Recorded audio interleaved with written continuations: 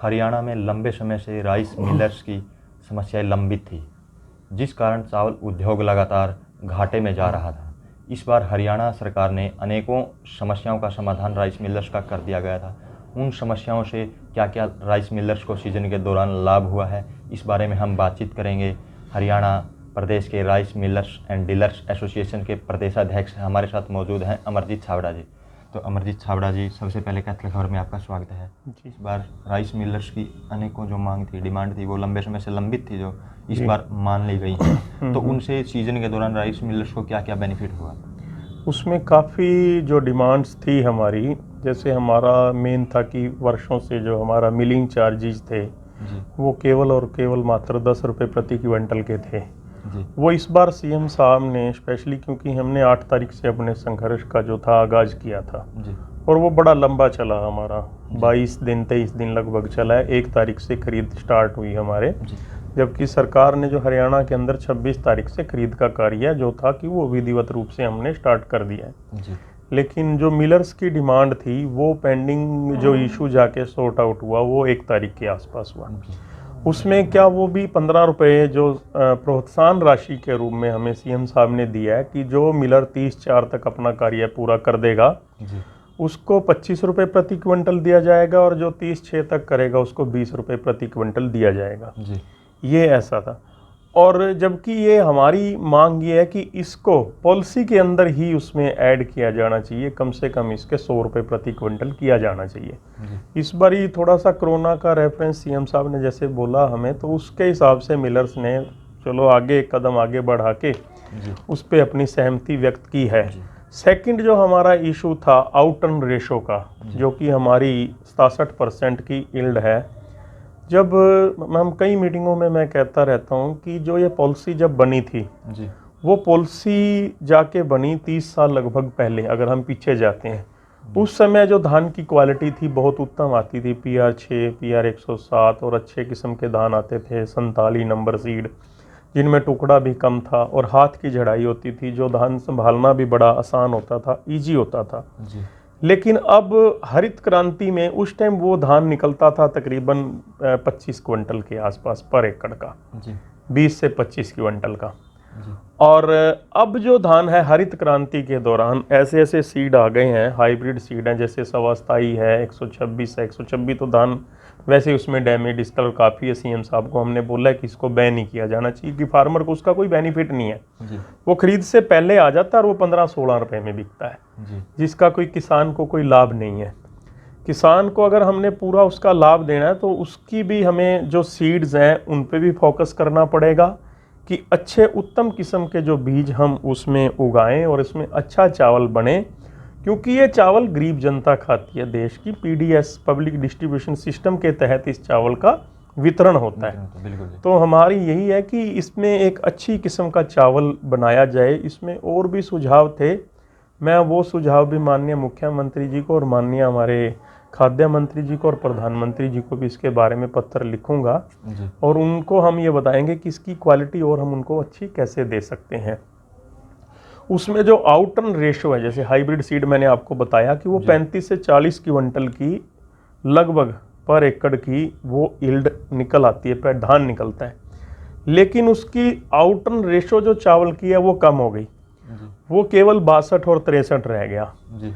हमने अभी milling start की है, कई राइस मिलर भाइयों ने, जैसे मेरे पास हिसार से फ़ोन आया है, उकलाना से फ़ोन आए हैं, फतेहाबाद जिला से फ़ोन आए हैं, यमुनानगर से फ़ोन आए हैं कि वो कह रहे हैं कि प्रधान जी इसमें टुकड़ा ही बहुत बन रहा है।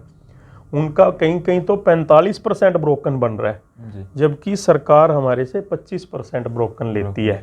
उनमें डैमेज डिस्कलर की मात्रा भी अधिक है और क्योंकि ये फिर वही घाटे का सौदा इसलिए रह जाता है अगर उसमें ब्रोकन ज़्यादा बनेंगे, डैमेज डिस्कलर ज़्यादा बनेगा। हरियाणा में सभी राइस मिलर्स ने शोरटैक्स लगाई हुई है, तो शोरटैक्स के भी हमें कोई पैसे तो मिलते नहीं, सिर्फ एक चावल पास करवाने के लिए वो शोरटैक्सें करनी पड़ती हैं, इसीलिए ये निरंतर घाटे का सौदा रहा है।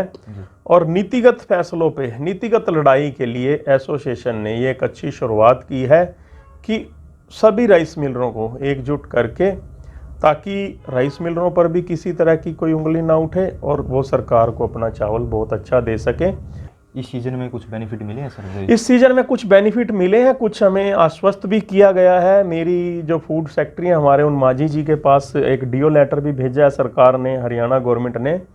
अभी मेरी कल कृषि मंत्री के अपने वो थे, उनसे भी बात हुई है, अपना पीएस उनके पर्सनल सेक्रेटरी हैं, कि कृषि मंत्री की तरफ से भी अगर जाएगा, हमारे कुछ राइस मिलर डिप्टी सीएम साहब को भी मिले हैं, तो उन्होंने यही कहा है कि पॉलिसी में अगर ठीक आप कुछ करते हैं तो बेनिफिट मिलेगा। 15 रुपये का फ़ायदा हमें ज़रूर मिला है, जो कि हमारे ट्रेड में 15 रुपये प्रति क्विंटल का लाभ हमें जो मिला है। तो हम ये मान के चलते हैं कि 50 लाख टन अगर धान आता है या 60 लाख टन आता है, तो 50 आता है तो 75 करोड़ का, और 60 आता है तो लगभग 90 करोड़ रुपए का राइस मिलरों को बेनिफिट रहेगा। सर, दूसरे प्रदेशों के अलावा जो हरियाणा में राइस मिलर्स हैं, उनको क्या क्या दिक्कतें आती हैं? नहीं, राइस मिलरों की दिक्कतें साझी हैं। दूसरे प्रदेशों में कई जगह जो धान है वो हाथ की कटाई होती है जी, ज़्यादातर। हरियाणा और पंजाब में जो कटाई होती है वो ज़्यादा, हार्वेस्टिंग जो है वो कंबाइंस की है जी। इसलिए हरियाणा में और पंजाब में, मेन हरियाणा में ज़्यादा दिक्कत है। पंजाब में भी धान सूखा आता है, पॉलिसी बहुत अच्छी है, वो 17 मॉइस्चर का माल जो है उससे ऊपर मंडियों में ही नहीं आने देते जी। वहाँ उनको, किसानों को जागरूक किया गया है। सर, अपने यहाँ कुछ ज़िले हैं अपने आसपास के, वहाँ बासमती 11-21 विशेषकर पहचान है कि यहाँ मिलती हैं, तो इस पे खर्चा तो है जो वो किसान का हर साल बढ़ रहा है, लेकिन जो इसका बारीक धान का रेट है पिछले साल से भी इस बार कम मिल रहा है काफ़ी किसानों को। तो ये एक बहुत अच्छा सवाल किया आपने। मैं इसकी ओर भी चाहूँगा कि इस पे केंद्र सरकार को अपना, उनका ध्यान आकर्षित करवाना चाहूँगा, क्योंकि हम जहाँ बात करते हैं तो भारतवर्ष हमारा कृषि प्रधानता देश है। 70% हमारी जो अर्थव्यवस्था है वो कृषि पर आधारित है, टिकी हुई है। और इस बार क्या हो रहा है, परमल धान जो मोटा धान है उसके दाम बारीक धान से अच्छे मिल रहे हैं। बिल्कुल आप सही कह रहे हो।